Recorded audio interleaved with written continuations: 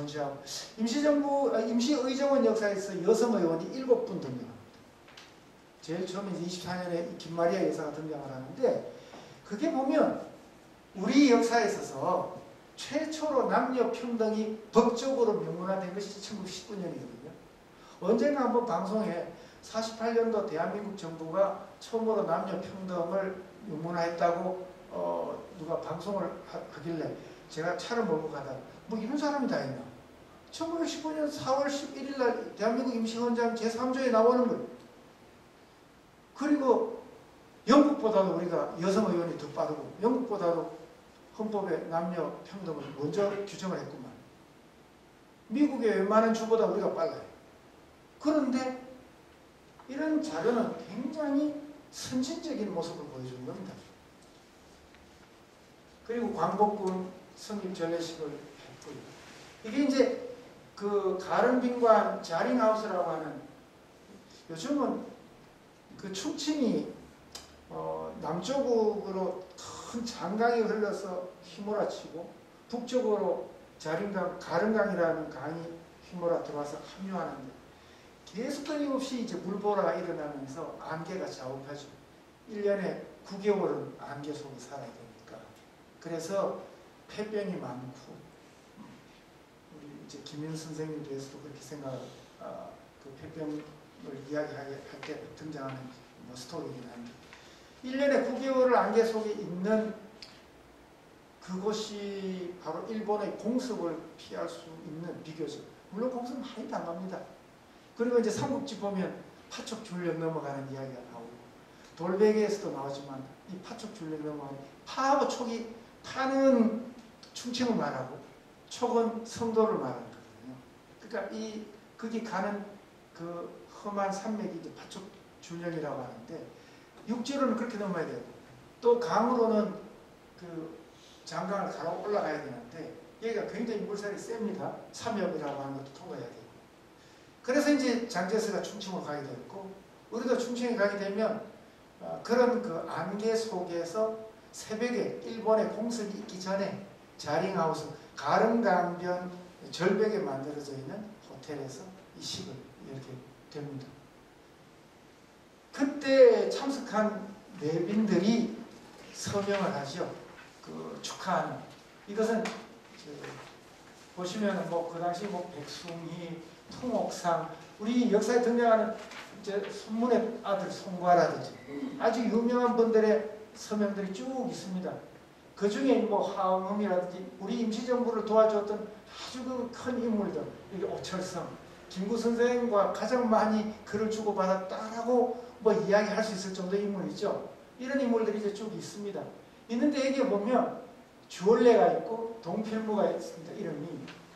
이 주월래는 아마 그 비서실장이 서명 대리로 참석했는지 아니면 왔다가 갔는지 근데 어쨌든 주월래와 동필무, 중국 공산당 이 당시가 제2차 국공합작 때라서 충칭에 가면 주월래의 판사처가 있어요. 중국 공산당 충칭 판사처라고 이야기할 수 있겠는데 그래서 중국 공산당이든 중국 국민당이든 다 여기 와서 축하해 줬거든요. 91년도에 처음 그 충칭 연화지 청사가 막 뜯기려고 할 때 그때 첫 조사단이 12월 1일 날 91년이면 수개되기 전입니다. 91년에 현장에 도착했습니다. 우리 조사단장이 조동걸 교수님이었고 조사단이 세 사람이 저하고 한시중 관장하고 서강대학 최기영 교수하고 세 사람이 조사반이고 그 다음에 광복군 출신 두 분, 서안에서 활동했던 분, 저기 안유성에서 활동했던 분. 그 갔는데 이 연화지 청사에 딱 들어서니까 와 쏟아져 나오면서 뜯으러 왔느냐고, 오늘 뜯느냐고, 우리 보고 철거하느냐고. 제가 철거반처럼 보였는지 모르지만 그래서 왜 그러냐 했더니 우리 지금 다 철거 통지받고 오늘 내일 하고 있다. 그런데 비공식적으로 우리를 맞으러 나온 충칭시 외사처 직원들이 그 간부들이 원래 오늘 뜯는 날이야. 그런데 이번에 그때 이소심 여사 그 아시죠? 이서심 여사가 우리를 마중 나와서 그때 김신 장모님한테 연락을 받고 나와서 우리를 소개를 하면서 상당히 이번에 오는 사람들이 유력한 사람들이라 타협을 할 필요가 있겠다. 그렇게 이야기가 시작되어서 그 현장을 돌아보고 나와서 이 사람들이 안내한 곳이 뭐냐면 특별개발구역이었어요. 굉장히 넓은 경제개발구역을 불도저로 엄청나게 크게 밀고 있습니다. 뭐 여의도만한 땅을 밀고 있다는 거죠. 그 현장에 우리를 보여주고서 돌아서서 요구사항이 한국에 가거든 삼성, 현대, 대우 이런 회사에 중경에 좀 투자하라고 알선을 해다오. 그런데 학교 선생님이 무슨 힘이 있습니까? 그런데 어쨌든 그때부터 협상에 들어가서 그런데 충칭시에 주임이 지금 성도에 출장을 가 있는데 당신들 언제 떠나냐. 그래서 우리 2박을 하고 간다 했더니 그럼 떠나기 전에 아침 호텔에서 1시간 협상을 하자. 그래서 이제 협상을 했어요. 할 때 그 자기들이 만든 테이프, 뭐 책자 쭉 주면서 세계 그룹에 좀 전달해다오. 그랬는데 그때 조동걸 교수님이 그분들하고 이야기를 하다가 당신들은 돈 갖고 돈 버는 거 생각밖에 안 한다. 역사를 갖고 돈 버는 눈을 가지라. 그래서 저희들은 옆에서 받아 적었어요. 이게 뭐 무슨 이런 명언이 다 있을까요? 역사를 갖고 돈 버는 눈을 가져야 한다.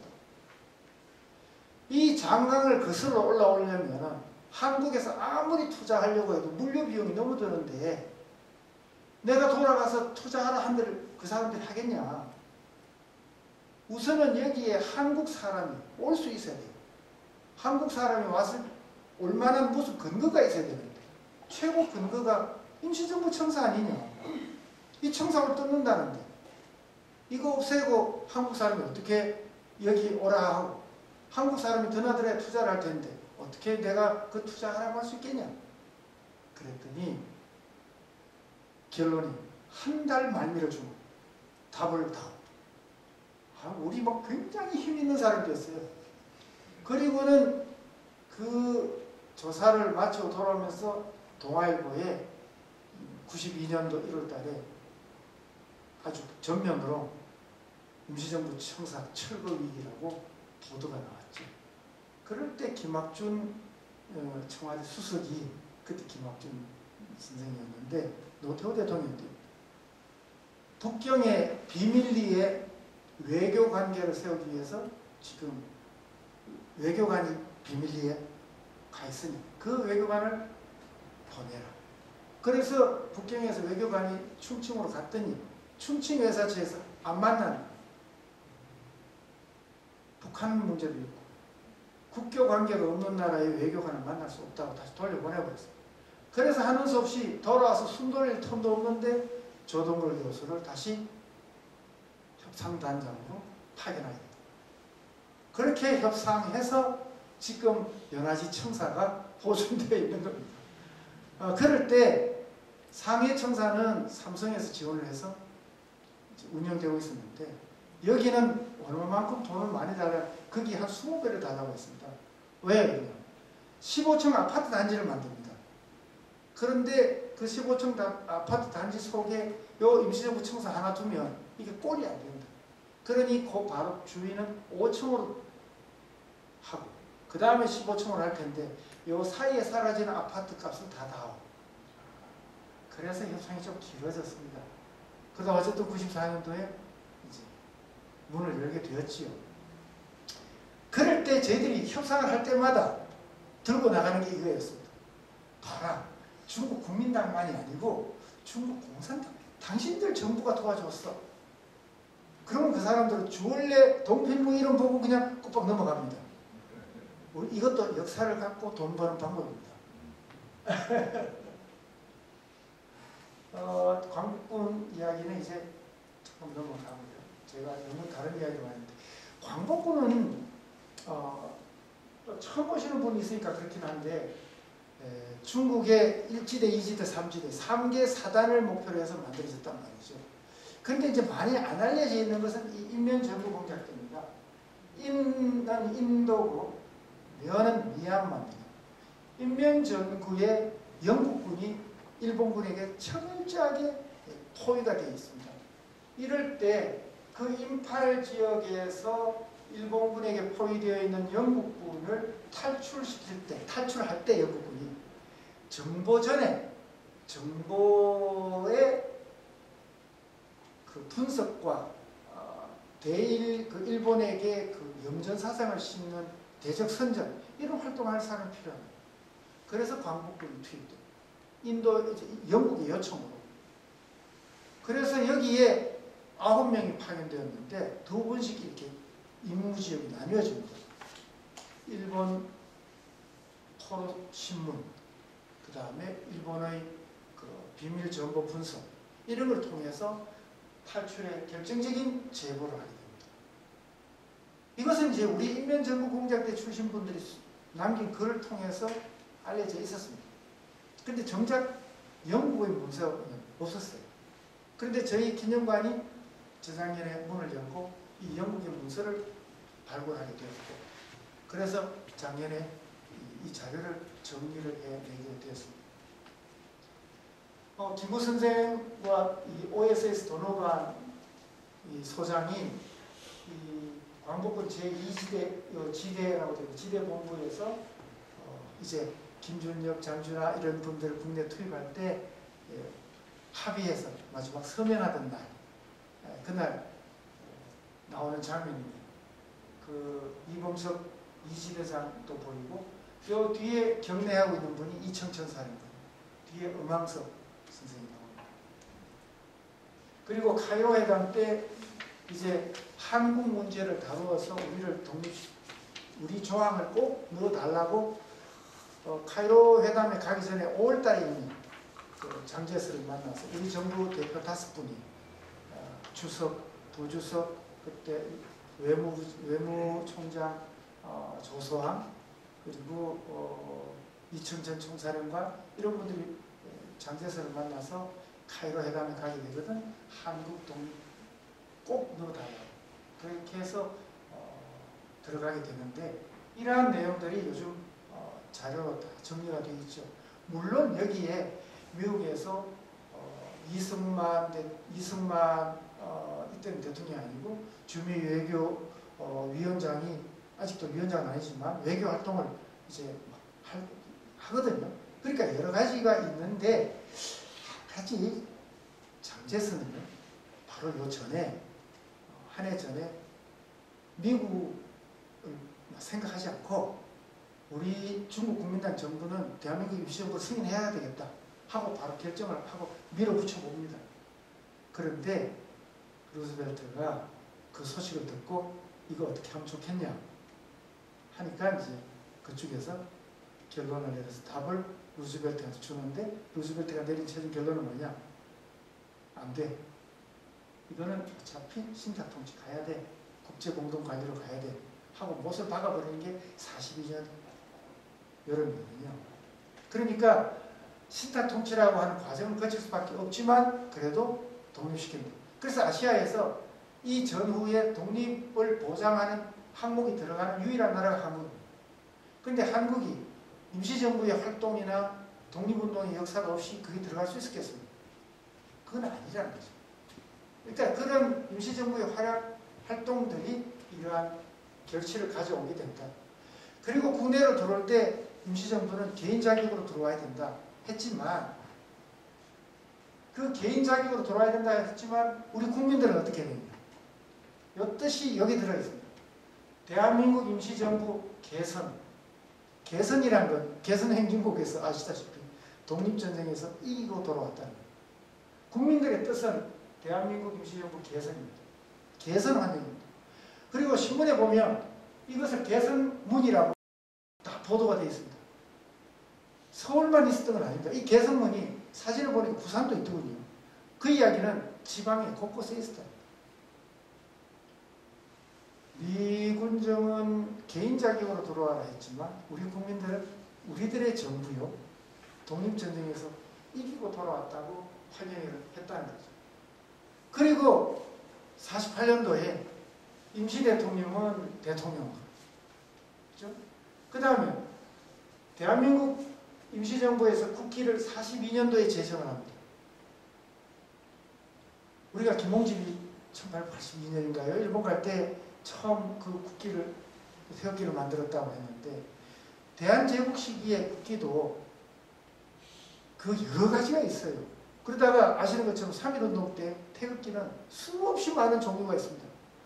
이래 갖고는 안 되겠다 해서 단일 안으로 42년도에 제정을 합니다. 이 애국가도 41년도에 우리의 국가로 제정을 한 것이 임시정부입니다. 그냥 다 가지고 오는 거예요. 그러니까 대한민국이라는 국가를 만들 때 임시정부와 임시의정원이라는 두 개의 조직으로 운영을 하다가 이것이 48년도에 되면 정부와 국회로 이어지는 겁니다. 옛날에는 안 그랬는데 요즘은 4월 10일이 되면 국회에서 개원 기념식을 해요. 원래는 선거하고 겹친다고 좀 땡겨서 했습니다. 이건 참 우리 연구자들도 목쓰게 이야기했지만 참 많이 바뀐 거예요. 그래서 독립운동으로 근대 국가를 만든 나라가 전 세계에 몇 개나 될까? 망명국가나 임시정부는 참 많습니다. 그 그리스, 덴마크는 왕이 끝까지 자리를 지키지만 노르웨이든 그 폴란드, 헝가리, 우리 유명국장님 잘 아시잖아요. 그 많은 임시정부들이 존재한다고 해요. 그런데 27년간 버티면서 이 독립운동을 펼치면서 민주 근대 국가를 달성해낸 역사를 찾아보라. 우리는 굉장한 역사를 갖고 있어요. 대한민국 임시정부의 가치라는 게. 그래서 대한제국에서 대한민국으로. 그래서 저는 기념관을 이렇게 만들 때 전시의 초점은 이종찬 회장님도 계속 강조하셨듯이 제국에서 민국으로, 대한제국에서 대한민국으로 발전해가는 과정에 그 중간 축이 조선총독부라고 생각하는 사람, 저는 없다고 생각했는데 아주 극소수는 있는 모양입니다. 제가 LA 가서 그 이야기 드리면 누가 그러냐고 아주 막 분기탱천하시는 분들을 봤는데, 대한제국에서 대한민국으로 갈 때 그 중간 축이 뭐냐? 그게 조선총독부가 아니고 임시정부거든요. 그래서 제가 2015년도에 책을 내면서 임시정부 시기의 대한민국이라고 그렇게 제목을 붙였습니다. 그때는 막 악에 받쳤어. 그러면 서문에 나는 임시정부 시기의 대한민국 역사를 쓰지만 언젠가는 통일정부 시대의 대한민국 역사를 쓰고 싶다. 그랬더니만은 정말 우리나라의 좌파 역사학자들이 막 맹공을 하고 있어요. 통일되고 나면 그게 대한민국이라는 보장이 뭐있냐? 이해가 되십니까? 통일된 뒤에 너 대한민국이라는 보장이 어디 있어? 너무나도 남한 중심의 시각 아니냐 이거죠. 제가 제 나라가 여긴데요. 왜 그런 얘기 하느냐고요. 제가 이제 쉬어가지고 요거 하고서 한 5분 쉬었다가 뒷부분은 좀 짧은데 해도 갈까요? 아니면 계속 갈까요? 계속 갈까요? 네. 한 5분만 쉬면 그 뒤에 거는 짧아요. 요거는 그러면 요거 하고 할게요. 지난번에 어디 벽분기념관에서 행사할 때 회장님이 그러셨어요. 왜 올해가 청룡인지 모르겠다. 요 표만 이해하시면 내년이 뭐가 되는지 금방 압니다. 아무도 이야기 잘 안 해주는 거니까 오늘 오신 김에 보십시오. 오행사상이라는 게 있습니다. 그 오행은 원래 오각형으로 그립니다. 근데 저는 더 쉽게 설명하기 위해서 이렇게 하겠습니다. 사람이 중간에 있습니다. 좌청룡입니다.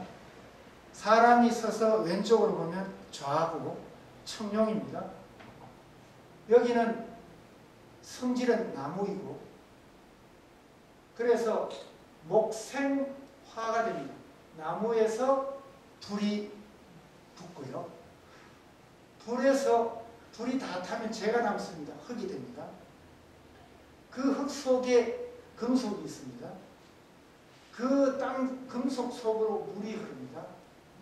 그 물을 먹고 나무가 자랍니다. 그 나무에 불이 붙습니다.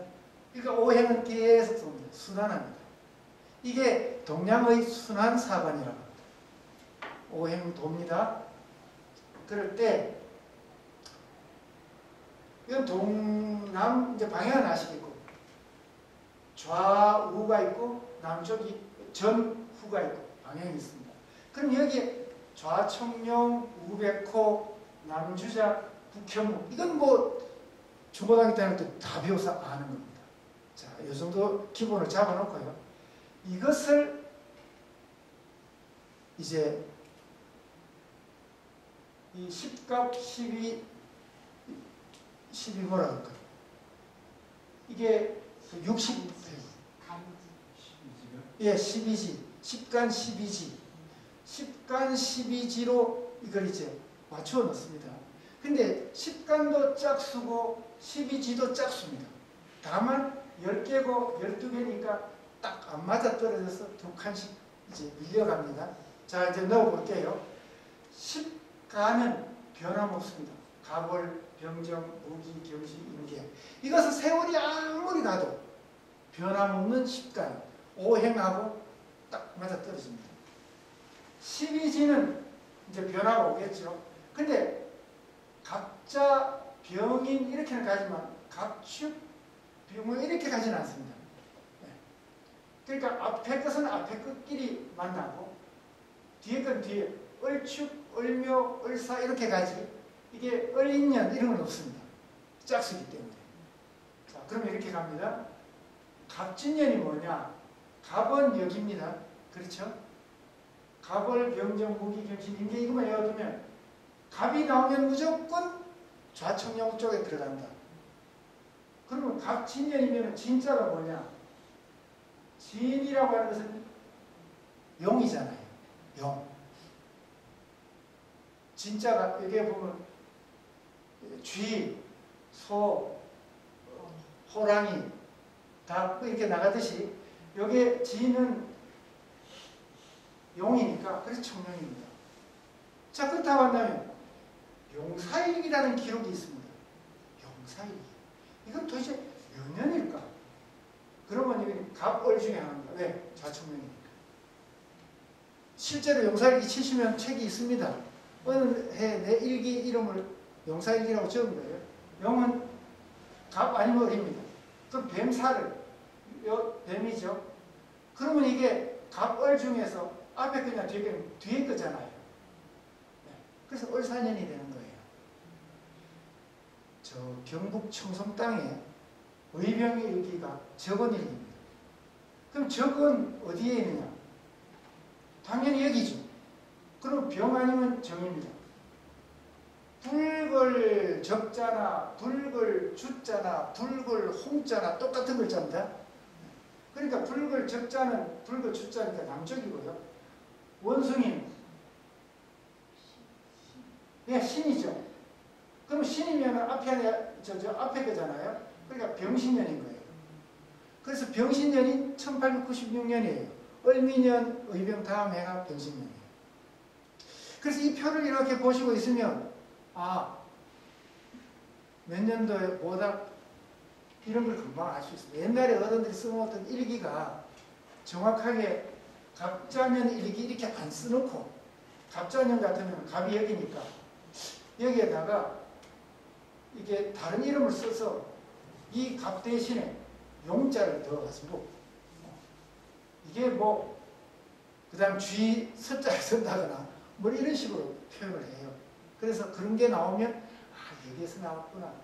우리 이종찬 회장님 종자가 세금이잖아요. 그럼 아드님 이철우 교수는 당연히 물이 들어가죠. 이종찬 회장님의 윗대 성함은 Q자가 들어가잖아요. 흑토 두 개. 그럼 더 위에 이회영 선생님은 요 염자가 불꽃으로 되어 있죠. 그렇게 이렇게 넘어가는 것도 다 오행으로 합렬이 넘어가는 거거든요. 자, 요 정도 해두면 이제 자습하면 내년, 내후년 이제 이해하실 겁니다. 그리고 딱 5분만 쉬었다가 뒷거는 좀 짧으니까 얘기하겠습니다.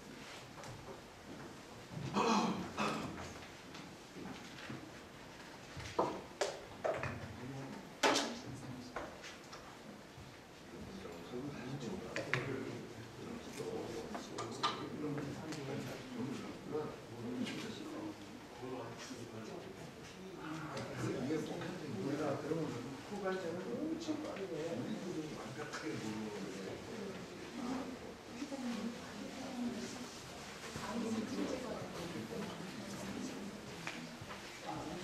갔다 와요. 아니, 저기가 생각밖에 못하고. 바로 옆에 있잖아요. 알았습니다. 엄청 빠르게. 조금 어려울 수도 있고 역사를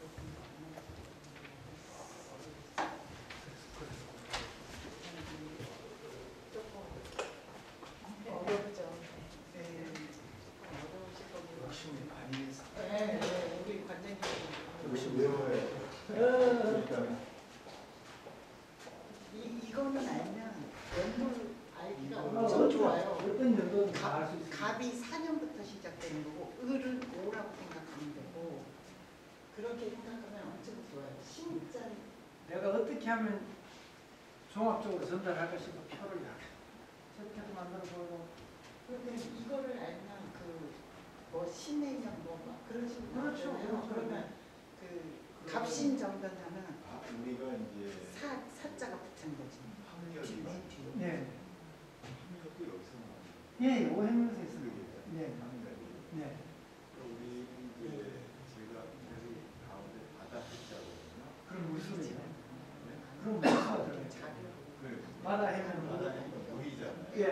예, 물이면서 그 그 위에. 밑에는 예. 이에서 온 거예요. 예, 이쪽으로. 그 제일 처음에 보는 방향이 여기서 이렇게 해서 이렇게. 원래 이게 이제 여기 와 있어야 되는데 네. 중간이라서 제가 이게 표현하기가 좋아서. 물 다음에 이리 가잖아요. 물 다음에 일로. 네, 나무. 나무로 가잖아요. 수생목. 근데 신기올 형자거든요. 그 속에 나무가 들어있잖아요. 향자가 한 줄 긋고 이렇게 나무가 들어있잖아요.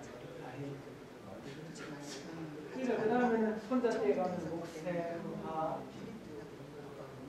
그 예를 들어서 김자동 선생님 같은 경우는 동력동자잖아요. 거기에 나무가 들어있잖아요. 그 김호양 선생님 물이잖아요. 한날 한자가 물이거든요. 놀라고 김과진 선생님. 아 이제는 그걸 안 쓰죠. 근데 옛날 분들 저희 때로 돌림자로 그렇죠. 돌림자 합쳤어요. 예, 돌림자. 최초로 우리 쪽에 우리 보면 아버님 관장님 국민으로 하시던 아버님까지는 우리가 학교를 아버님이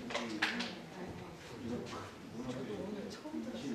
이 조동걸 교수님 모시고 가가지고 그런 입상을 했다라는 말씀은 처음 들었어요. 이런 쪽을 조금 어려운 사실은 이제 그 성리학도 아닌데 중국의 우리 오행사상이잖아요. 처음 들으시는 그걸 생각해보니까 뭐 그러니까 지금은 거의 다 쓰잖아. 안 쓰는 집이 많죠. 불과하고 근데 우리들이 공부를 하다 보면 그 어떤 인물을 딱 찾으면 책도 이회영 선생님 딱 찾으면 아 여기 명자 돌림자구나. 그럼 당장 사촌이든 누구 그런 감을 잡아내죠. 조상원 선생님 같은 경우도 원래 본명이 조용인데 영장이 가장 깊게 가는 거. 영장이 있어요. 세운대에 대해서 금생수, 제자, 금물제자라고 해요. 그 다음에 올레자 썼어요. 올레자도 속에 보면 나무목이 들거든요. 그래서 이제 한 집안의 구도를 이렇게 꿰 때면 굉장히 편리합니다. 이런 식으로 알려주는 사람은 없으니까. 이게 흑토일이라는 게 있어요, 역사에. 흑토일이라는 게 저기 인계로 가요. 그 중에서 이제 토끼니까. 토끼는 묘를 붙여가지고. 그럼 개면이구나.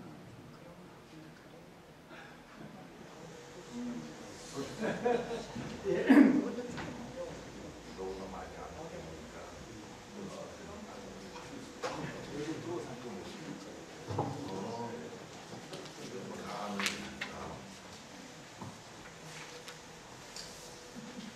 제가 좀 속도를 내기 위해서 옷을 좀 벗고 있습니다.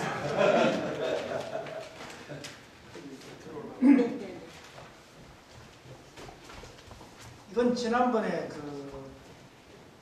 국회의사당에서 발표할 때 나왔던 이야기입니다. 거기에서 조금 제가 손질을 했는데요. 시간이 이제 쫓기니까 제가 요거는 좀 짧게 요번에 사실 좀 욕심을 많이 냈습니다. 대한민국 임시정부의 정통성을 가지고 계속 이제 물고 늘어지는 그 제일 많이 물고 늘어졌던 사람이 요번에 보면 국회에서 국회의원 출마해서 떨어졌더라고요. 제가 누구라고 말하기도 못하지만 근데 사실은 임시정부를 가장 극단적으로 배타적으로 비판한 게 북한입니다. 왜냐하면 남북 대한민국 정부가 쓸 때 북한에서는 대한민국이 주장하는 모든 것을 다 짓밟아야 됩니다. 대한민국 정부가 대한민국 임시정부를 개성한다고 하니 그러면 당연히 대한민국 정부를 짓밟아야만 되는 거거든요. 그래서 북한에서 제일 먼저 정통성을 폄하하는 그런 주장을 했고 그러다가 1980년대 민중사학이 나오면서 북한 역사를 이제 그대로 추종을 하면서 또 한 번 대한민국 임시정부를 짓밟습니다. 그러니까 좌세력이 계속해서 대한민국 임시정부를 짓밟은 거예요.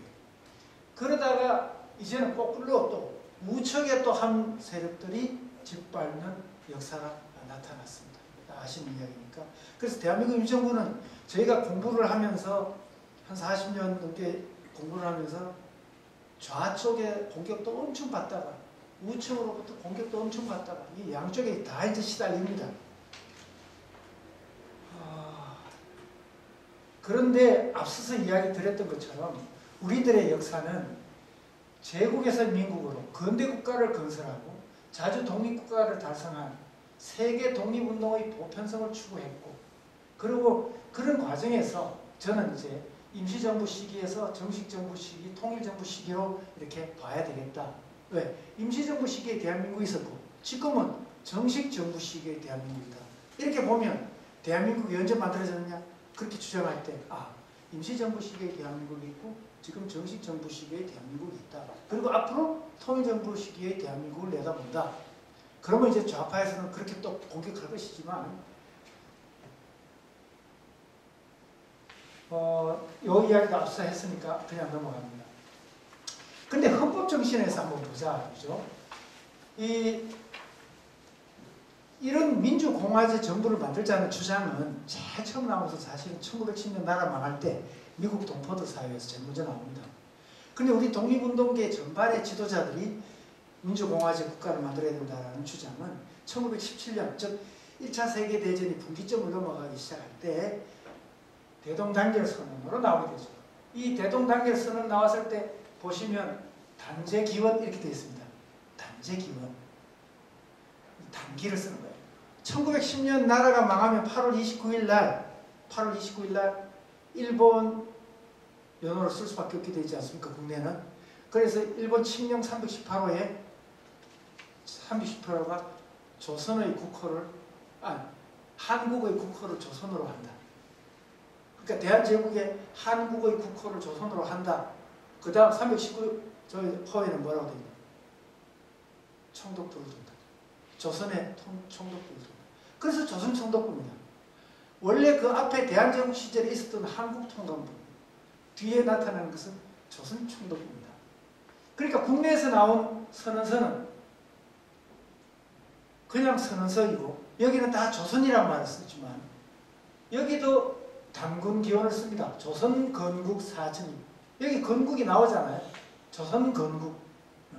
단죄기원. 이 신정이라는 분이 신규식 선생인데 신규식, 박은식, 신채호 우리가 아는 이런 분들이 여기 김석이라고 하는 김규식 선생이고 이런 분들이 황제가 주권을 포기하는 순간 그 주권은 국민이 가진다. 그 국민에게 통치권을 드려야 되는데 그 임무가 바로 우리들입니다. 그러니까 독립운동가가 뭘 해야 되는 거냐? 그 황제가 포기한 주권을 되찾아서 돌려드려야 된다. 국민들에게. 이 선언입니다.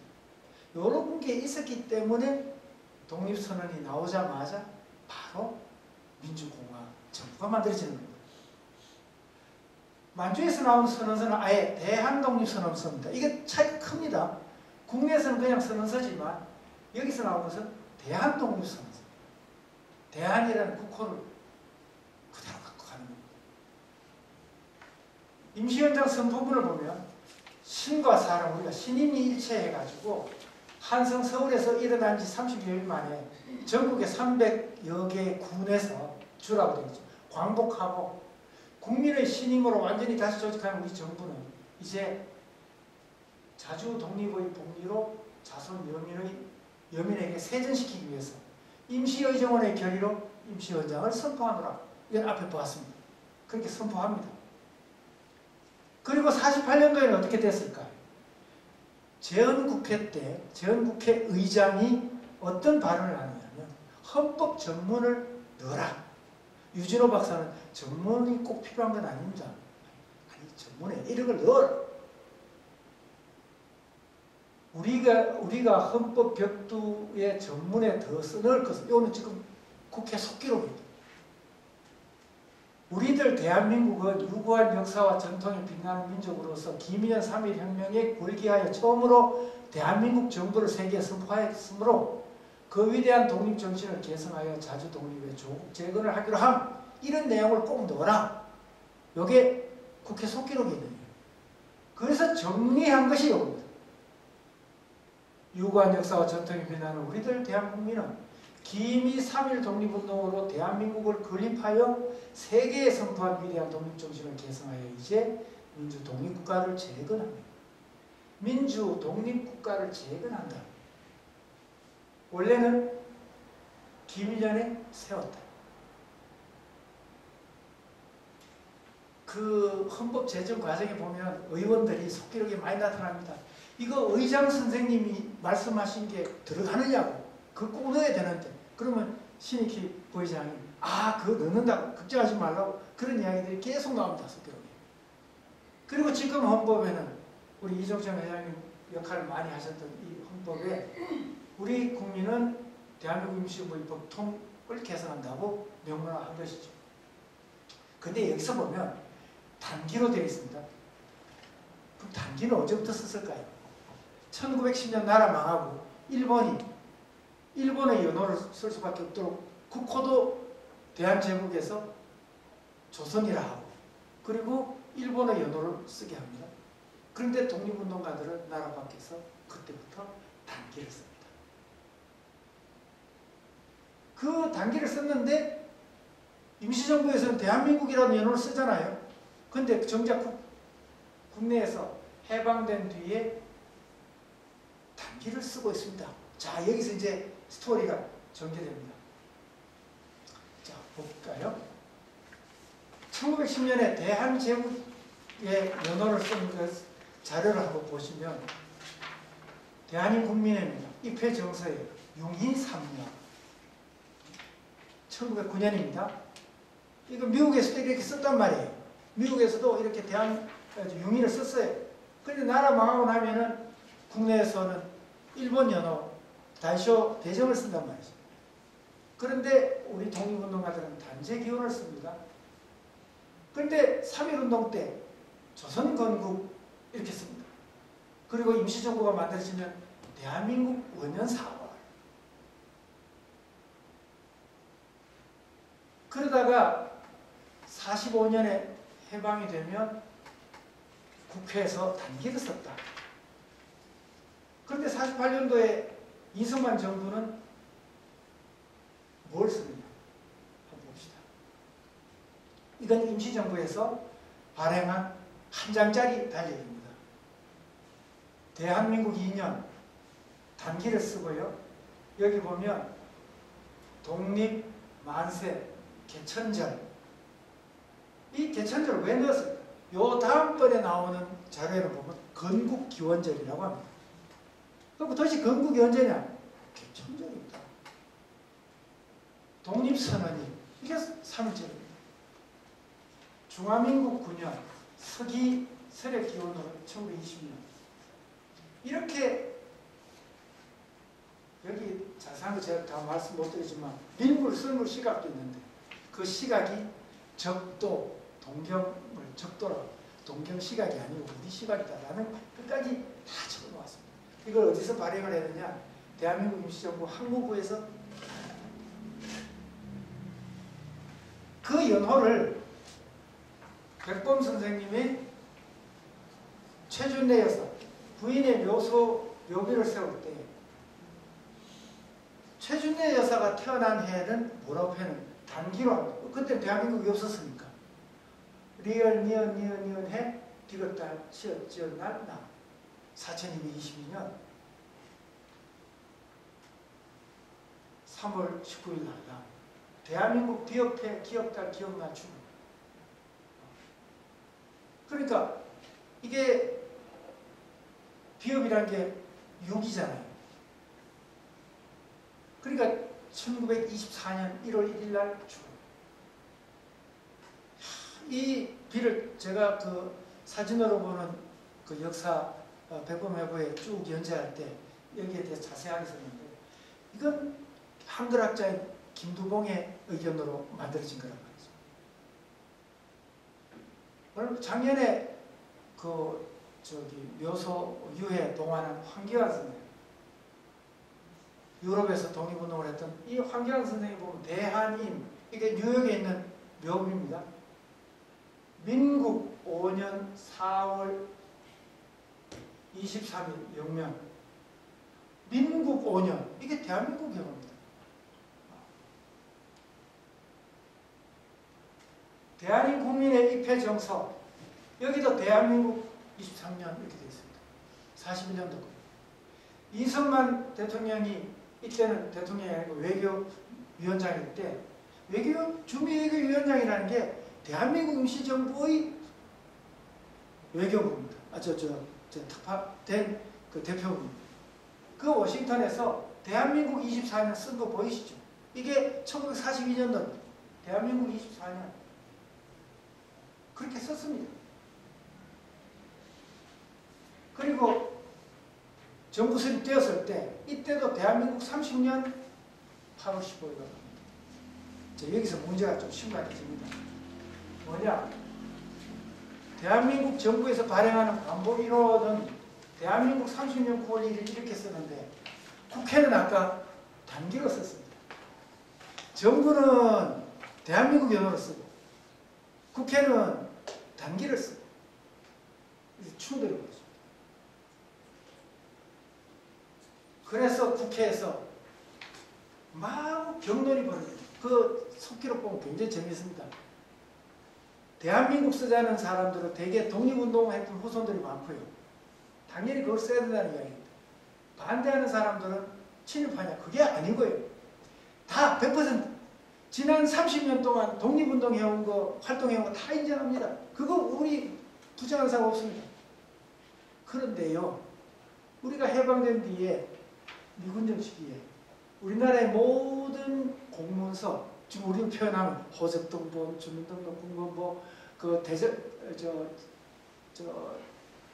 토지 대장, 건물 대장, 그 많은 걸 단기로 바꾸느라고 죽을 똥 쌌는데, 그렇지 않습니까? 우리 아마 이쪽에 계신 우리 조금 연세 드신 분들이야 우리 부회장님도 기억하시겠습니다만 호적등본 떼면은 줄 끊고 몇 자 수정 단기를 원래 옛날 호적등본 떼보면 일본 연호로 돼 있거든요. 그 일본 연호를 단기로 고쳤어요. 또 단기를 또 줄 끊고 서기로 고쳤어요. 해방된 뒤에 얼마나 많은 문서를 지금 겨우 단기로 다 바꾸고 가는데 지금 와서 다 바꾸기도 전에 또 대한민국으로 또 바꾸고, 이거는 국력납니다. 해서 국회에서 격돌이 벌어지는데 결국 표결 끝에 6대4로 단기를 쓰는 것을 결의를 해요. 그러니까 이승만 대통령이 화가 나요. 그래서 국민 담화문을 발표합니다. 대한민국의 공룡연호는 단군 기원을 한다. 국회에서 9월 25일 날 통과를 시켜버리니까 9월 25일 날 대국민 담화문을 발표하면서, 야, 우리가 지난 시절에 남경에 가든 어디에 가든 민주공화제 정부를 끝까지 끌고 왔구만. 어디 그 연호를 상고시대 단군 상고시대에서 끌고 올 게 뭐냐 하고서 불만을 털어놓습니다. 요 보시면은 공용연호는 단기로 한다. 이승만 대통령이 담화문을 발표해서 불만을 표시합니다. 제가 이번에 오늘 여기 오려고 일부러 자료를 찾아서 원본을 좀 제시해 보려고 찾아보았습니다. 한성일보라는 신문하고 동아일보에 납니다.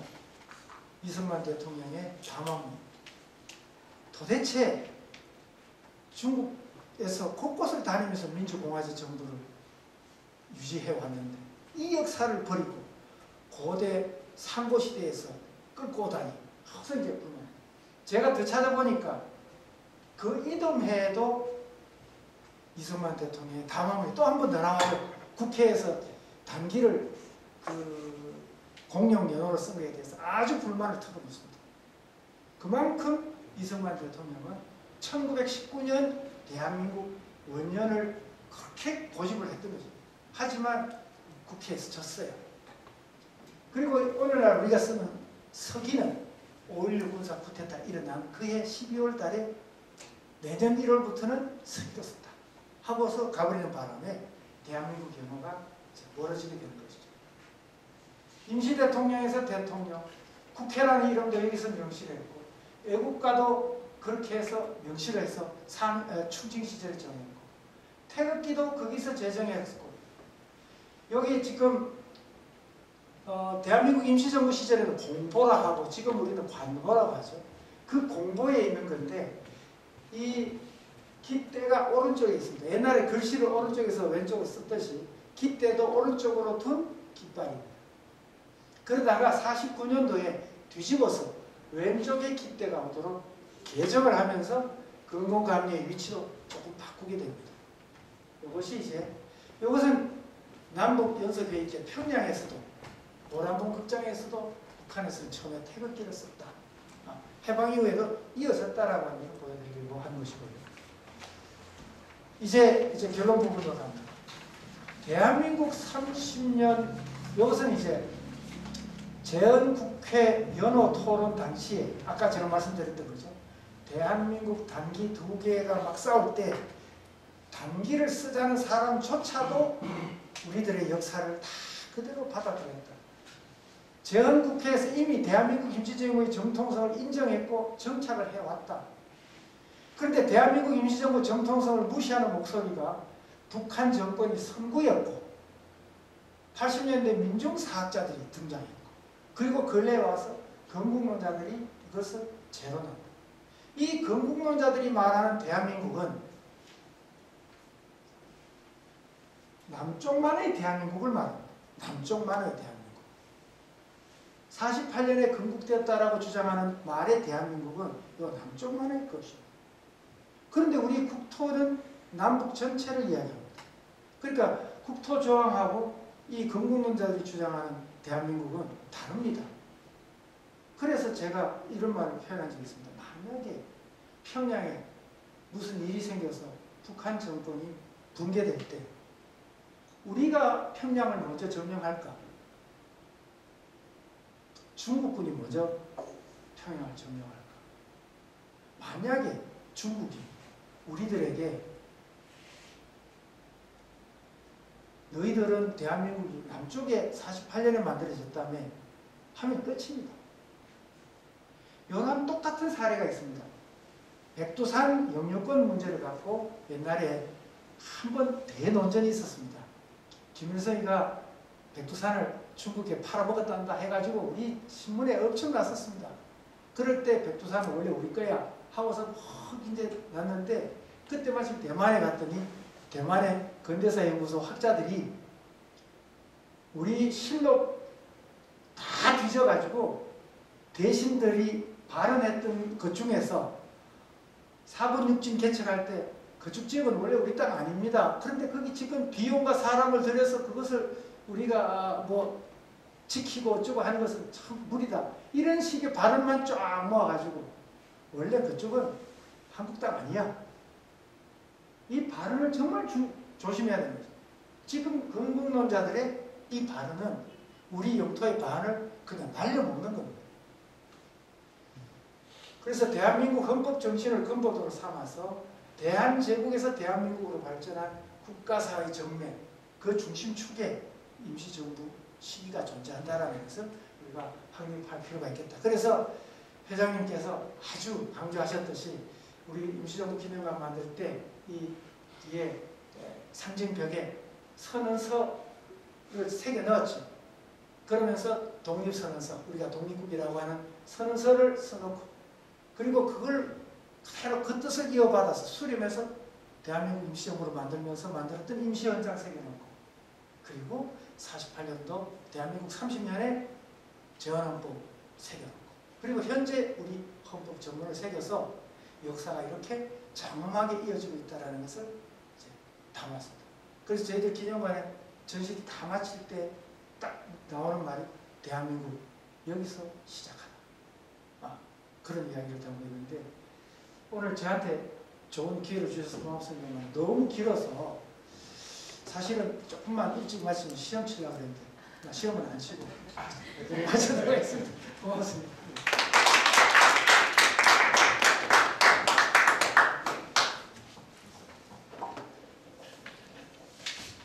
감사합니다. 예, 오늘 참 대학 강단이든 어디서든 들을 수 없는 것을 여기서 또 열강을 해주신 김익원 관장님께 다시 한번 큰 박수 부탁드립니다. 감사합니다.